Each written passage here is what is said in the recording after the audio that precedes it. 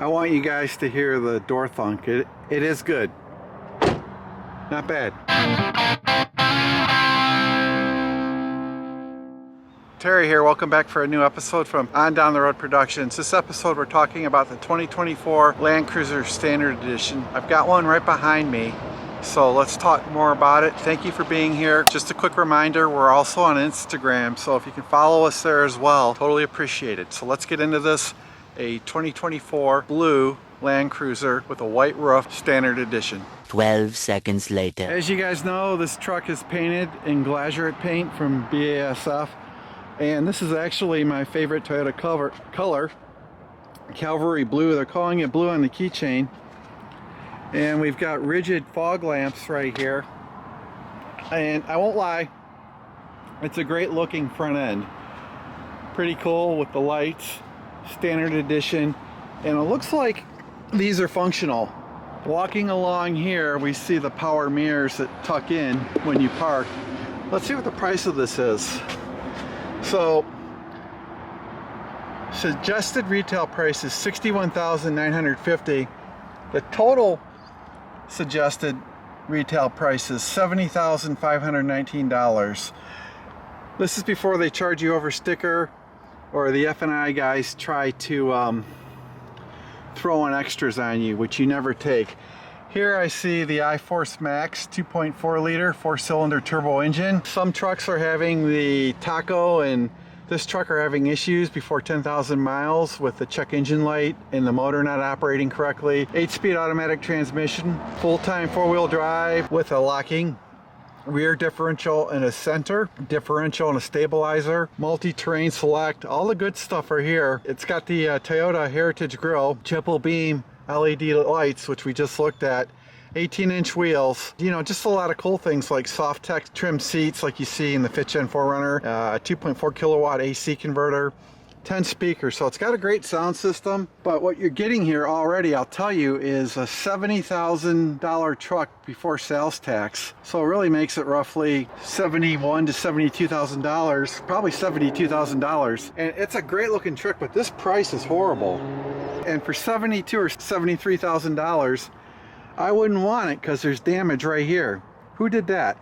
I don't know if I can even rub that out. And come around here,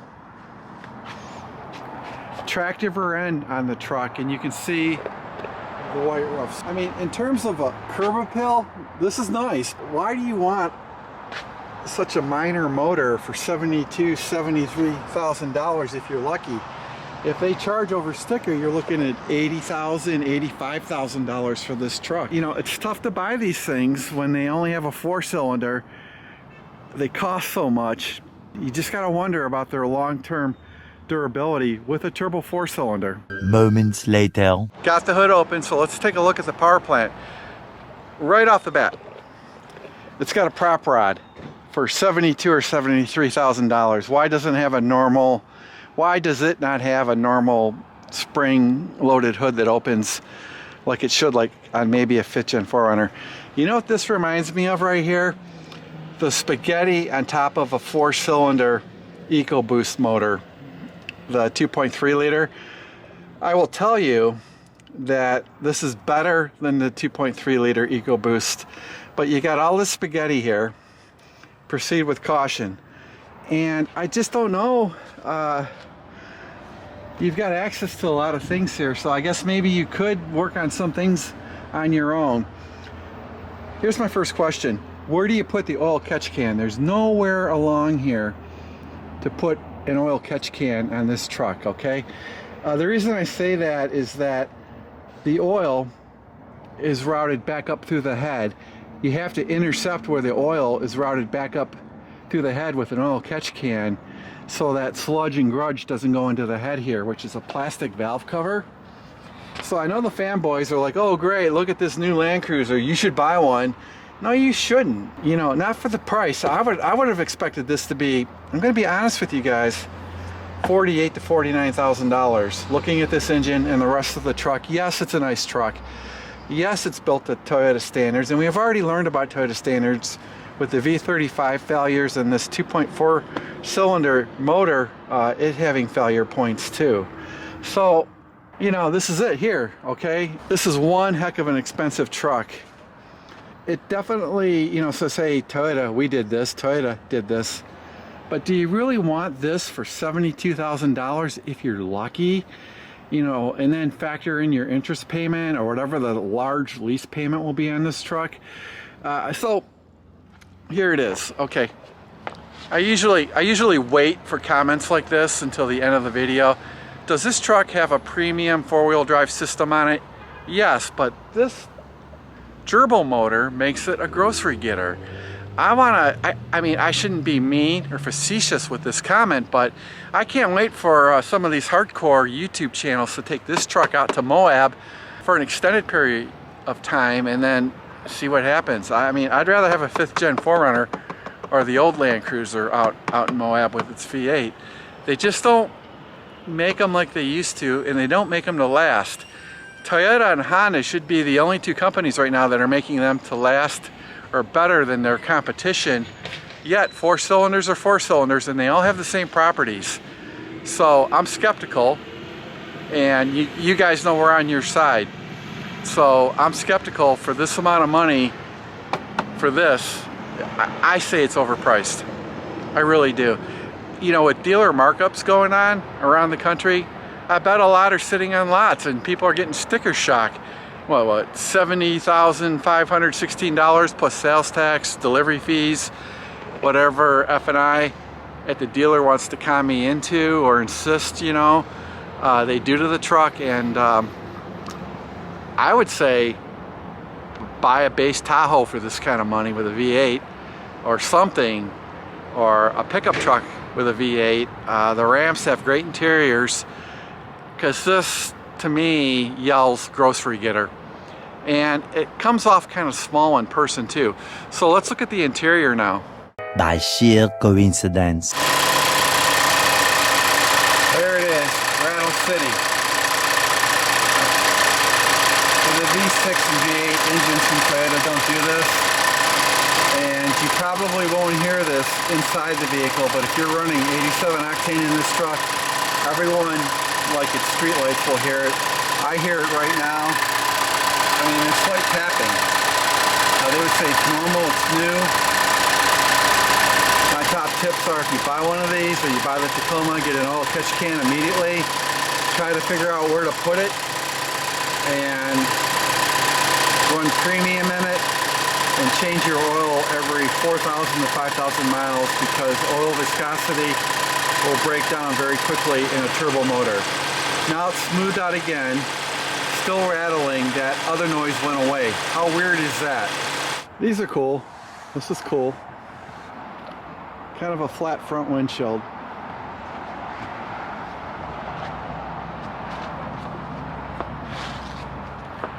It is a good looking truck, no question. For comparative purposes, this is next to a 2024 final year 5th gen 4Runner TRD Pro. I think everyone is very familiar with this. This is in black with Predator rails, and the price of this is $55,170. Total suggested retail price $58,384. So and you know, this is awesome, right? So this Land Cruiser next to this is, one more time, $61,950, $70,519 out the door. So a $15,000 to $17,000 price difference. If I was shopping today, I would buy this for this kind of money and not get burnt. So the interior is full on Toyota quality, Toyota standard quality. I'm listening to the 4-cylinder in the background, the hood's up, and it kind of rumbles. It just feels like a 4-cylinder, and I'd rather have a V6 or a V8 for smoothness and the quality of the sound. So right now the two biggest knocks for this truck are the price and that 4-cylinder. And I just really think, you know, you load this thing up with cargo and a trailer, that 4-cylinder is going to really suck. But that's just me, okay? This is a warning shot for companies like Ford, Stellantis, and GM to do better with their interiors. and with their gap quality as their vehicles roll off the line. You know, if you're going to look at any vehicle and the gaps are bad, don't buy it. I mean, that's just car buying 101. I'm sure, you know, if I close the hood, some of that rumbling will go away. So, yeah, I mean, this would be very nice to live in, this 2024 Land Cruiser. It's the right color. It's they're calling it blue on the keychain, but Cavalry blue with a white roof. And it's got all the right options on it. And it does have an attractive dashboard. It's got a nice interior. I don't see it having the interior issues the Tundra would have that's made in Texas or Mexico. So overall, let me show you guys the IP. So this looks good here, this IP. Let's see here. You know, you got your compass and your tach and your speedometer type of thing, miles per hour in the middle. So you've got USB stuff here too. All right, I'm going back outside. Really nice high quality tires. I'm not gonna knock that. Really nice looking floorboard. And I'm checking the build quality. Looking good. I don't see any major gap issues with this truck, unlike the Sequoia and Tundra. Here we got a, oh, that wasn't a scratch, thank God. Okay. Yeah, this has got really, really good build quality. I'm just going around it. There's no, look at this. Look at the complexity of this design, and everything lines up. You know, it's too bad US manufacturers can't duplicate this, and many other manufacturers. This looks all high quality. So, you know, you see this rolling down the street, you're gonna go, hey, that's a good looking truck, and that thing is built really well. My concerns are with the powertrain. Like I said, you'll see this thing rolling down the street and you'll go, I want one. My concerns are with the powertrain, the hybrid system, and the electronics being good. All right, so let's come here. All right, so this is kind of small and it's proportionate to the design of the truck.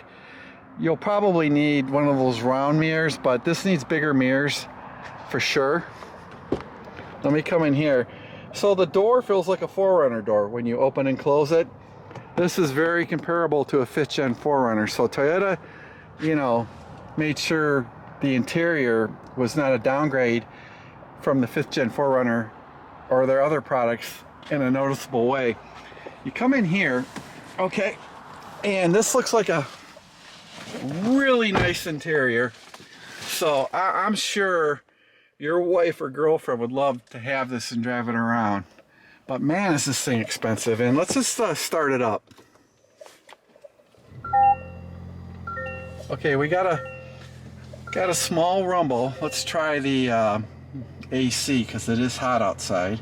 It's on auto, and I'll just take it down. Okay, so the air conditioning kicks in right away. So this is all nice. Okay, this is all nice. No problems, okay? But wow, $73,000. Unreal. Unreal. And here's a view of the interior. It's got some 4Runner DNA in it, and it's got a very nice interior. So I'm not going to knock the interior, actually. And the steering feels pretty precise for it being a truck, and you can see the memory seating right here and stuff like that. We'll just try a window real quick.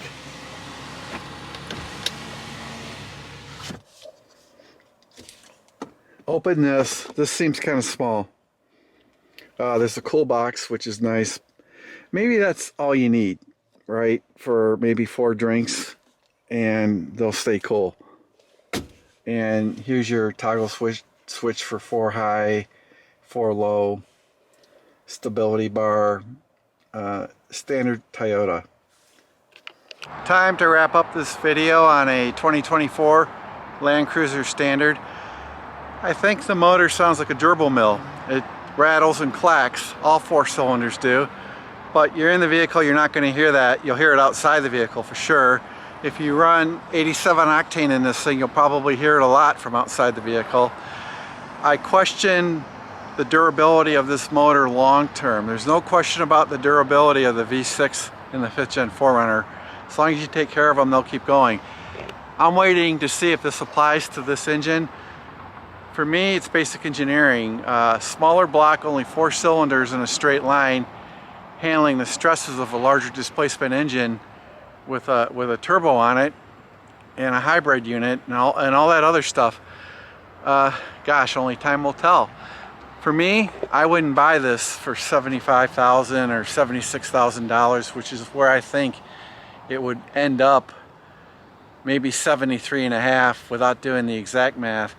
I couldn't pay this much money for a 4-banger, no matter how nice the interior is, no matter how good seams line up.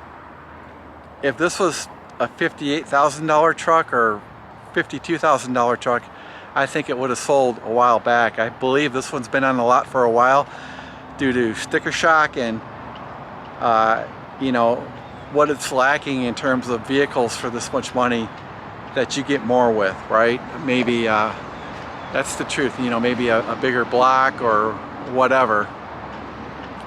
So, would I buy this vehicle or lease this vehicle only? Right now, because it's relatively new to the market, this is only a lease vehicle. I would not buy one. If it had a V6, I would buy it immediately.